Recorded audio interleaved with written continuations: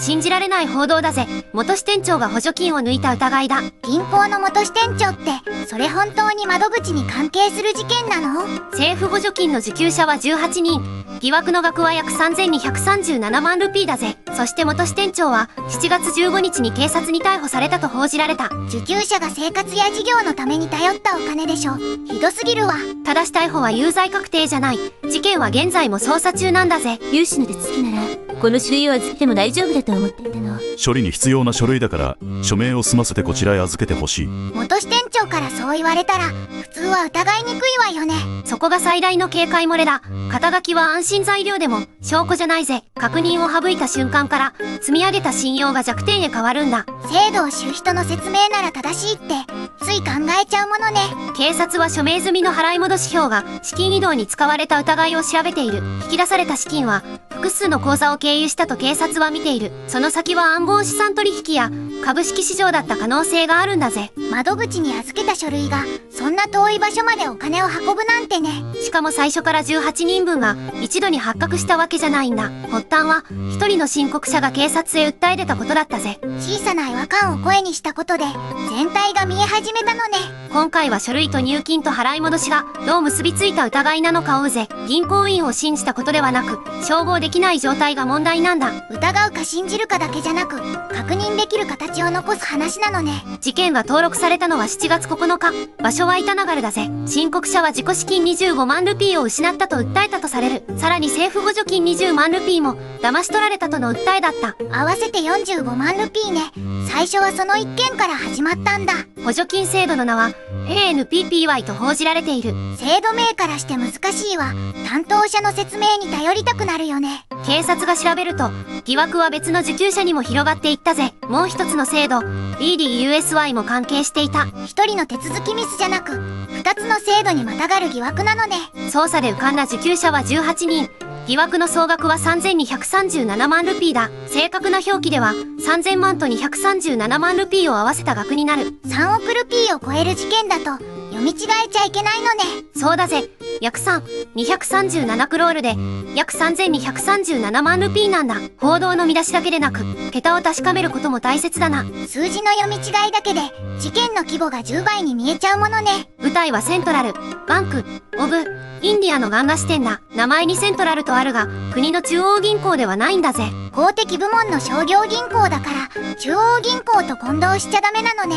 同行自身も公的部門の銀行という区分を公式に示している。ここからは警察発表で示された疑惑の手順を順に見ていくぜ。まず受給者に規定を超える自己負担金を預けさせた疑いだ。公式要項より多い金額ならその時点で確認が必要だったのね。だが制度が複雑だと追加費用だと言われても判断しにくい。補助金を受けるためなら鹿の預金も必要なのかと思ったの。必要額はこちらで計算しているから指定の金額を入れてほしい。この会話は手口の構造を示す創作で実際の発言ではないぜ。再現と事実を混ぜないことも事件を見る上で大切ね。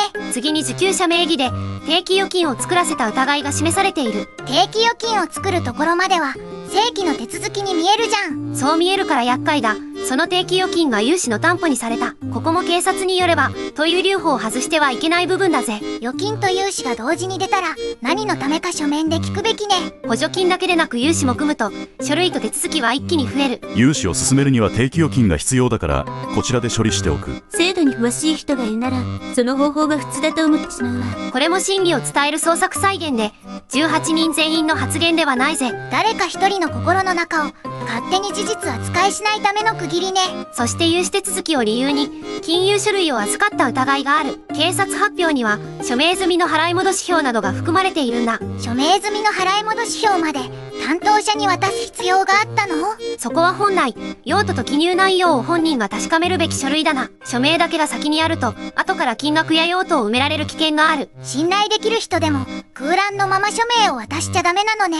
融資処理に必要だからここへ先に署名して預けてほしい。機会は後でもらえるなら今は手続きを急いだ方がいいのかな。この場面も創作だが、確認を急がせる構造はよくわかるぜ。補助金を逃す不安があるほど断りにくくなりそうだよ。書類を預けた後、補助金という資金が口座へ入ったとされる。通帳に入金があれば手続きは成功したって安心するよね。だが警察は、その後に本人の認識なく引き出されたと見ている。本人の同意もないまま、資金が動かされた疑いだというんだ。入金を確認しただけじゃ手続きの終了とは言えないのね。入った日だけでなく、その後の出金履歴まで追う必要があるぜ。補助金が入ったのを見て、もう心配はないと思っていたの。だが通帳の残高と取引履歴は別々に確かめるべきなんだ。残高だけだと途中で何が起きたか見落とすこともあるわね。警察は預かった書類が払い戻しに使われた疑いを調べている。引き出された資金はまず複数の口座へ送られたとされる。一つの口座へ直接送らずいくつも経由させたってこと？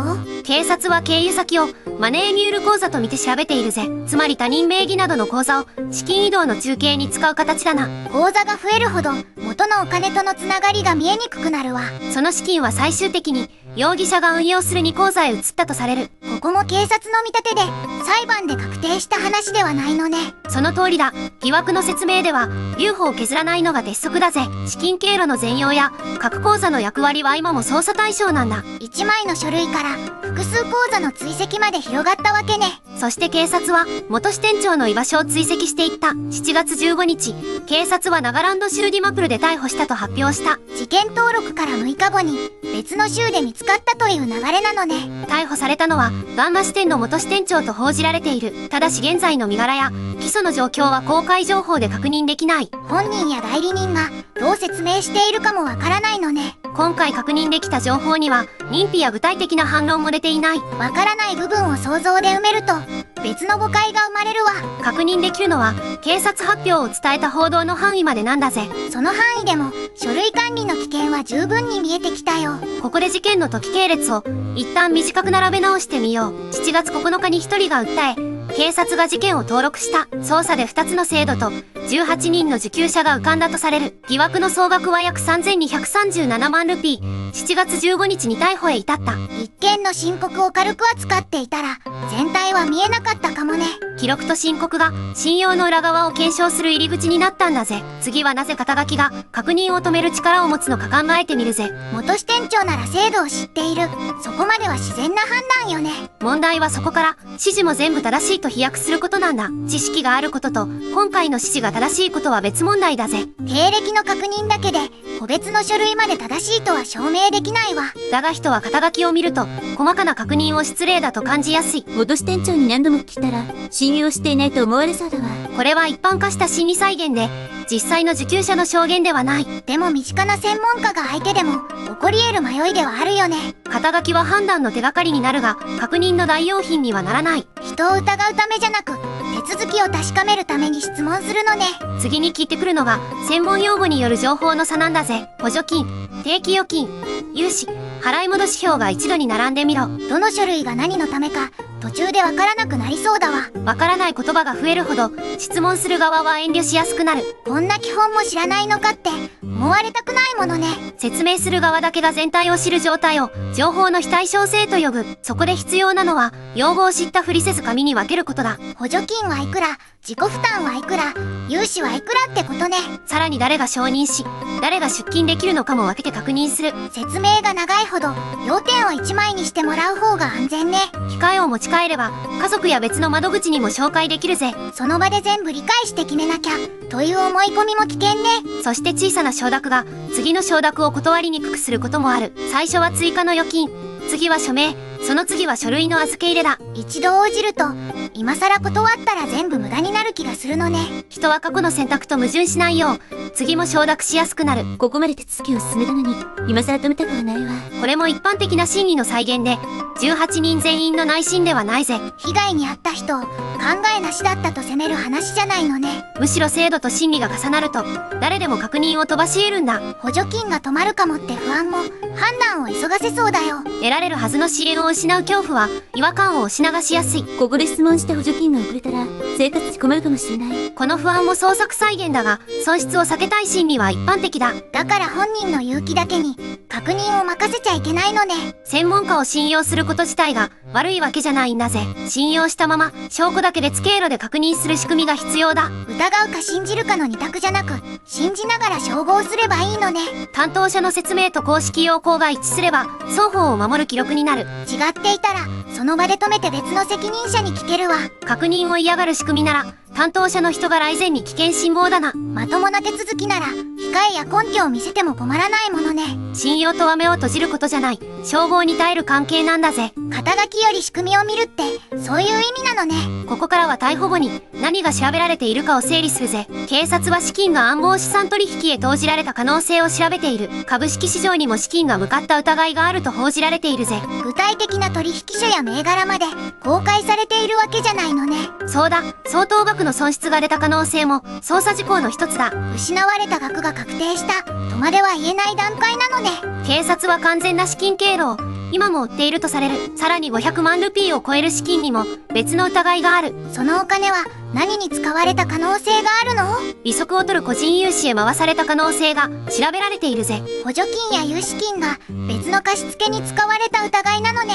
だが誰にいくら貸したのかは今回の情報だけではわからない。わからない相手を勝手に関係者扱いしちゃダメだよ。補助金関連とは別に2件の疑惑も捜査対象と報じられた。1件は1000万ルピーの定期預金に関するものだぜ。もう1件は350万ルピーの定期預金に関する疑惑だ。補助金の3237万ルピーとは分けて考える必要があるのね。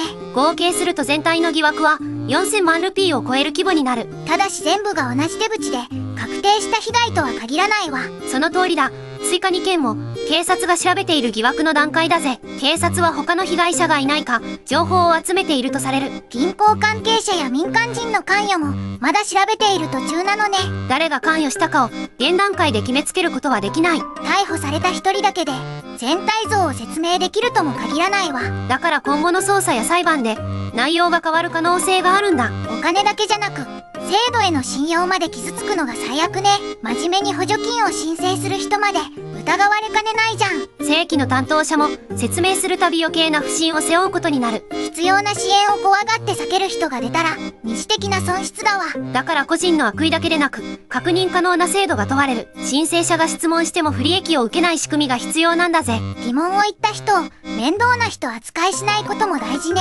控えの交付と権限の分離があれば不正の余地を狭められる。担当者にとっても疑いを晴らせる仕組みになるよね。